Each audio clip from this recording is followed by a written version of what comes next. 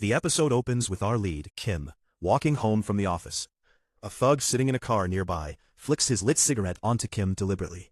Kim glances at him for a moment, but says nothing, and keeps walking. As he nears his house, the same thug speeds past in his car, and clips Kim with the side mirror. A laundromat owner named Mr. Lim, stationed near Kim's house, witnesses the whole thing. The thug gets out, and confronts Kim, who insists he's fine, and tells him to leave.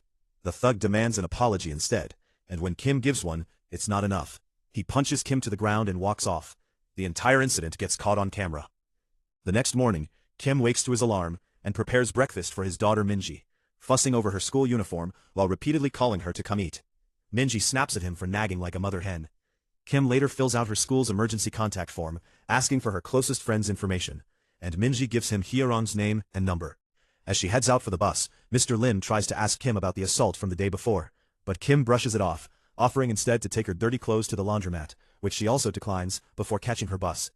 Lim later checks on Kim directly, urging him to let him wash the clothes since he got beaten up, but Kim refuses again and leaves. Lim watches him go, muttering that the daughter takes after the father. On the bus, Minji notices a boy named Nam, and seems to have a crush on him.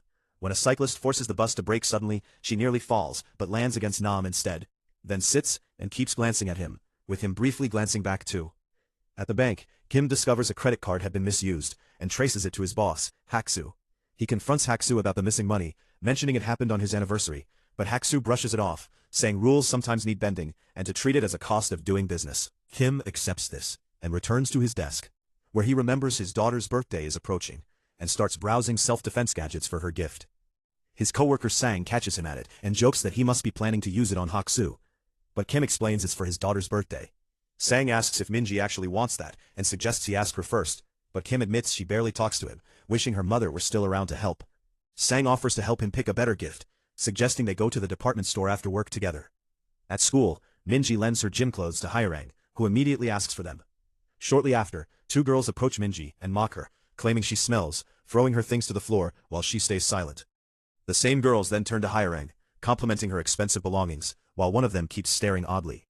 Hyeorong snaps at her, asking what she's looking at, and that's when Nam steps in, asking to speak with her privately, and they head outside together. Later, Minji enters the restroom, only to find Hyeorong's friend there too, insulting her again about smelling bad. Minji shoots back that she doesn't smell, but the girl reeks of cigarettes, and tries to retaliate physically. But Hyeorong interrupts, calling Minji pathetic. When Minji asks why, Hyeorong simply repeats that she smells. Back at the bank, Kim finishes work to find Sang waiting as promised, to take him shopping. He initially declines, but after she says it's his choice, he changes his mind and agrees to come along. At the store, Sang wants to buy a popular gift for his daughter, but it requires a pre-order, so they wait in line while she mentions she sent him a screenshot to show when it's his turn. When his turn comes, Kim realizes he never received any screenshot, but Sang steps in and helps him secure a t-shirt instead. One Kim notices is quite expensive, prompting him to ask for a refund. Sang talks him out of it, pointing out that if his daughter ever asks what he's done for her, having bought this expensive gift gives him an answer. Convinced, Kim buys it. That night at home, he hides the gift in a drawer and finds Minji doing her own laundry. He offers to do it himself, but she says his washing leaves a smell, and that she'll handle it from now on. Later that night, she scrolls through Hyeorong's social media profile, accidentally likes one of her photos, and tries unsuccessfully to undo it, before checking Nam's profile too. Coming out of her room, she finds her father asleep on the couch, and wakes him, telling him to go to his room. But he's worried about unwashed dishes. She tells him to leave them for the morning, and just go to sleep. The next morning, Kim discovers Minji has washed the dishes herself for the first time, and decides to cook her favorite meal in return. Meanwhile at school, Nam plays volleyball, while Minji discovers her gym clothes missing from her locker, right as Hyeorong and her friend walk by smiling. Confused, she asks another classmate Ri, who says she'd left the clothes on her seat, but it turns out Hyeorong's group threw them in the trash. Forced to attend gym in dirty clothes, Minji is spotted by Nam, who offers her his jacket to wear instead. The gym coach later notices her wearing Nam's jacket, with Hyeorong nearby, watching it all unfold. The scene shifts to Hansu, who runs an academy teaching kids taekwondo. And we're introduced to another character, Jinchul, who works helping people and seems content with his life. He retreats to his secret hideout to play video games, where Hansu later finds him fully immersed and knocks on the door with no response, eventually kicking it open. Jinchul yells at him for breaking the door, but Hansu tells him to drop the game since it's the one day of the year they meet up, a tradition Jinchul admits he'd forgotten, blaming his age. At a restaurant, the two meet up with Kim, their old friend, and talk about their children. Jinchul shows a photo of his daughter, saying he looks at it whenever he misses her. Han-soo complains his son is rude, and wonders where he gets it from. Kim says he needs to head home since Minji should be back by now, but the others convince him to stay a bit longer, telling him to stop worrying so much since she's grown up now and could even be on a date. Nearby, the same thug from earlier is harassing another man and notices Jinchul watching him. He confronts Jinchul aggressively, and their Jinchul wants to fight back. Han-soo holds him back, saying they can't get into that anymore. Kim tries to get them to leave, but the thug provokes Jinchul further, throwing food at him and making crude comments about his daughter's photo on his shirt. Jinchul loses his temper and attacks him, and a brawl breaks out with the thug's friends, though Kim stays out of it entirely and walks away. Police eventually arrive and restrain Jinchul.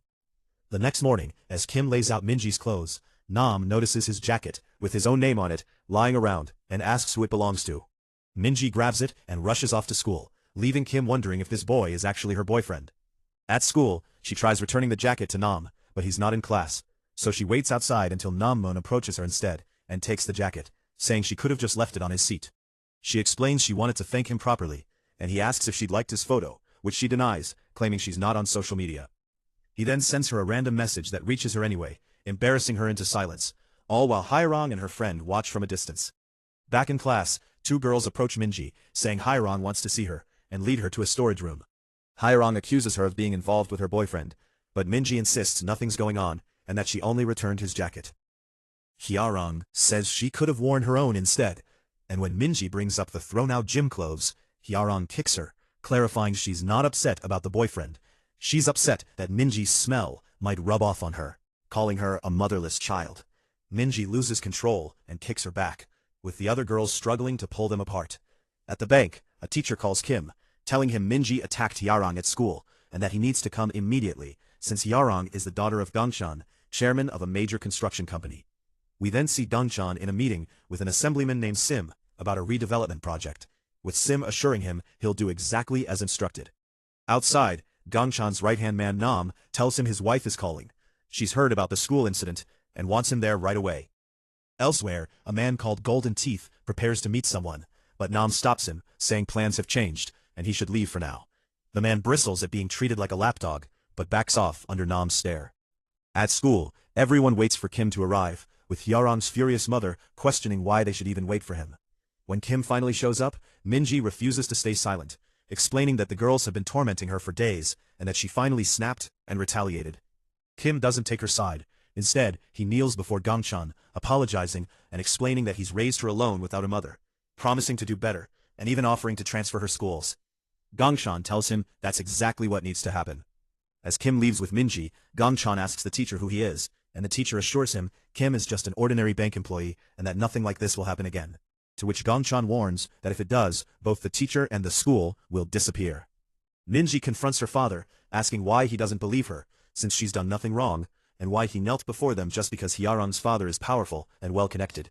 Unlike him, a lowly employee. She announces she's staying at Ri's house that night, and warns him not to call her, threatening to leave home for good if he does. As she walks off, he reminds her tomorrow is her birthday, and she retorts that she's hated her birthday ever since her mother died on that very day. Kim then visits a memorial site, looking at his late wife's resting place, recalling a memory of the two of them at a flower shop where she explained her favorite flower, hyacinths, and their hidden meaning of love and devotion. That night, he returns home to find Minji never came back. Meanwhile, Minji is out at a market when she gets a message from Nam asking to meet her behind the school gate, where he says he'll be waiting. Back home, midnight strikes as Kim finishes preparing a cake, wanting to call his daughter but holding back, remembering her warning. He stays up all night, and by 7 a.m., he calls Ri, who tells him Minji never came over. He rushes to school and asks around, but no one has seen her. When he finds Nam, he insists Nam must know where she is, and Nam admits the message wasn't actually from him. A thug had stolen his phone and used it to lure Minji to the back gate, the only detail Nam managed to overhear. Kim rushes to the back gate, finding bloodstains on the ground, which he follows to a dropped hairband he recognizes as Hairang's. As rain begins to fall, Hairang and a thug arrive at the scene, with the thug reassuring her that the rain is washing away all the evidence, and that since her father is so powerful, an ordinary employee like Kim can't do anything about it anyway, pointing out that if police had been involved, they'd already be here. Just then, Kim appears behind them, identifying himself as Minji's father. The thug claims they don't know where she is and starts to leave, but Kim points out he never even mentioned looking for her, then holds up the hairband, asking if it belongs to Hirang. The thug turns aggressive, telling him to back off if he values his life, then throws a punch, which Kim doesn't even flinch from. Stunned, the thug demands to know if he's someone special, and challenges him to fight, ripping Kim's shirt in the process, and revealing several old scars underneath.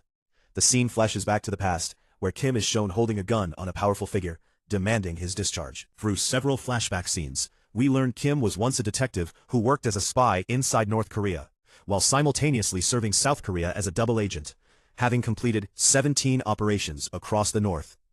Discharging him now would be an enormous risk. If North Korea ever discovered he was still alive, the consequences would be unthinkable. Back in the present, Kim fights the thug, landing several punches and dropping him to the ground. He grabs him by the collar and demands to know where Minji is.